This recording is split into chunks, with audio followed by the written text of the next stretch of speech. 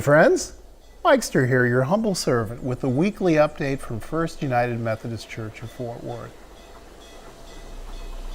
What's that sound?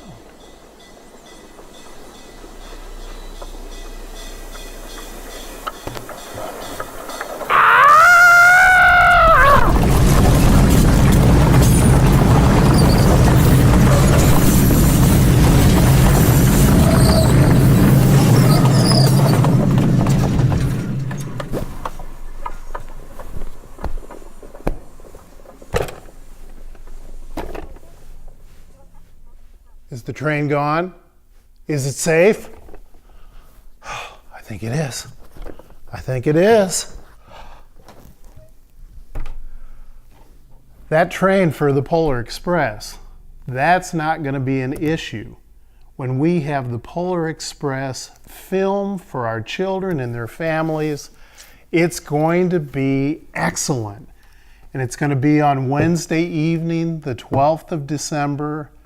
A Meal in Wesley Hall, the classic film. You know, this book has been out for over 20 years, and it's a part of Christmas for so many of us.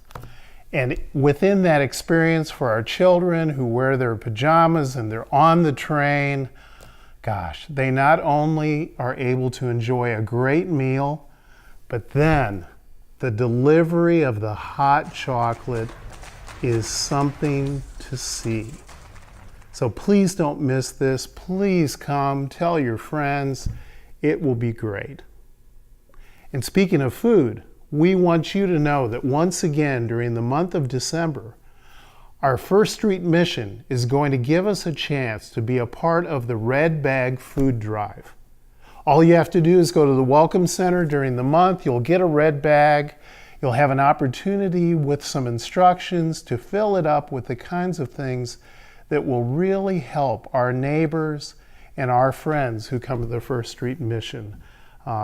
Sometimes we forget that not everyone has as much as they want or as much as they need for the holiday season. And so this food drive is a great way for us to reach out with compassion, with love.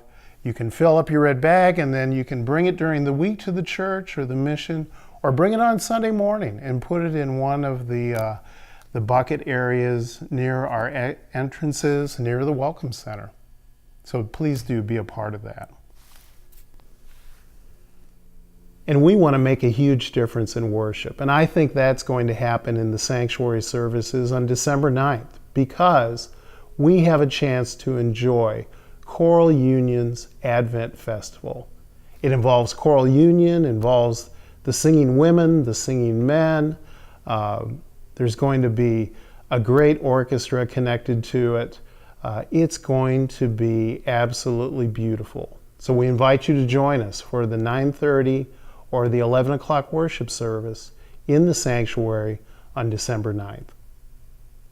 And speaking of Advent, let's chat for a moment with the Reverend Linda McDermott. Hey, Linda. Hi. It is really nice to see you. It's really good to be here. Talk a little bit about Advent. About Advent. Would you give us a good definition of Advent? Well, basically, most people think of the weeks before Christmas as the Christmas season. Yeah. And in the church, we have a little bit different way of looking at that, and we call the 4 Sundays before Christmas Eve Advent. Yeah. And it is supposed to be a time of anticipation and preparation. Okay. And within the preparation, every year in our church, there's always a specific theme connected with Advent. And this year's theme is really neat, isn't it? It is, and we have a great graphic for that. This year's theme is Silent Night. Oh. And the reason we chose this is because we have a unique opportunity this year. This year is the 200th anniversary of the first time that hymn, that carol, was played on Christmas Eve. Gosh, think of that. 200 years. Yeah. So it'll never come about again. We just thought that this is a great opportunity to emphasize that. So what we're doing is using each verse of that carol. On each week we will emphasize a different verse as part of the themes. And so those themes will be peace, hope, love, and joy. It just lent itself very naturally to that. It really does, doesn't it? Yeah, it's very nice. It is nice, and all the things that happen in our worship service, it's surrounded by all the decorations in the church. The church is just beautiful, isn't it? Just walk the halls, and it is really looking nice. Our altar guild, our new altar guild, has really gone crazy with the decorations. They're beautiful, but here's really what's going to be special.